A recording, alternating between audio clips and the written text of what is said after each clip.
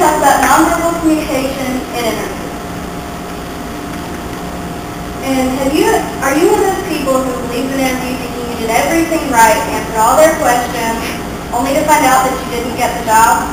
This could be the result of the nonverbal communication that occurs during the interview, which is something that most people don't pay any attention to. In a study done by Albert Moravian, 55% of a message is conveyed nonverbally through facial expressions and body language.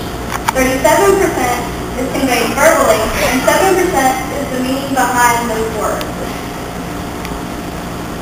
Today I'm going to talk about elements of nonverbal communication that can help you get the job, what can hurt you, and some real question and answers that we had with the managers that work here. First, we're going to start with elements that give a good impression.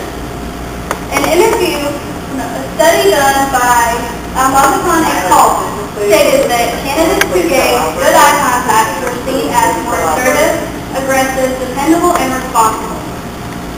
These candidates were viewed as more likely to be hired.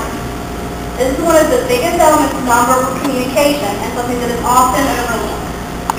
The next thing is posture. Good attentive posture gives the impression that you are seriously interested in the job. And the last one is attentive movement. Nodding your head, responding when asked a question.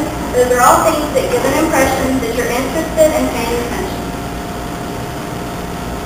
The next one are elements that give a bad impression. And the first two are two that we looked at in the good impression section.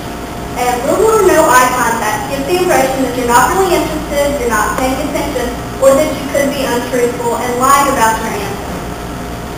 The next one is sloppy posture. A laid-back or lazy posture gives an impression of work ethic. It could show that you're being lazy, have slow attention to detail, or that you just don't care. The next one is gestures. Too many hand movements, or being overly expressive. This all gives an impression of being theatrical and over the top, and that you could cause drama in the workplace. The next one is nervous movement. Tapping the pen, tapping your toe on the table, anything like that. It gives the impression that you're too shy, that you're not willing to open up, and that you're overly nervous. And the next thing we're going to look at is the question and answer session that we did with Trish and Bill. And the first question that I found the answer interesting to is how important is nonverbal communication in an interview? And their answer was very important. It gives the impression of how interested and serious the candidate is about the position. The next one is what things do you immediately look for? And the first two are two that are kind of obvious given the other things that we discussed. I can posture. And the last one I found very interesting. How the interviewee approach the interview. Do they stand up and shake their hand, or do they just sit there and wait for the interviewer to approach them? Next one is there anything that will make or break the decision? Chewing on gum, not focusing on the interviewer, staring at the ceiling. Those are all things that they said could make or break their decision.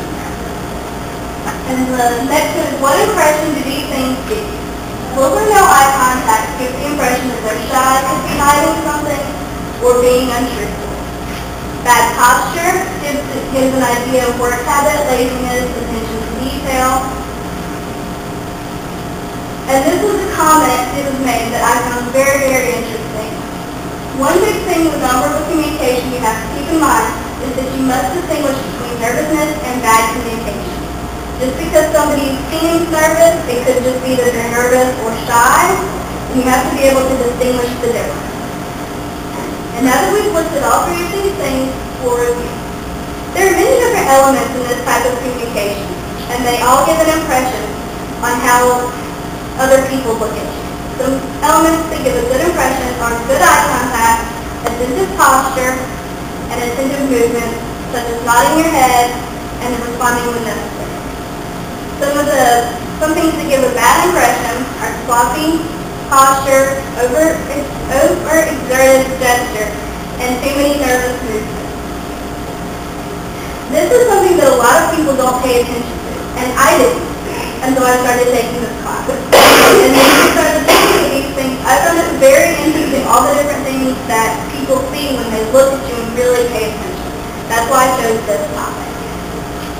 The very last thing is a quote that I found. It says, "The most important thing about communication is hearing what isn't said."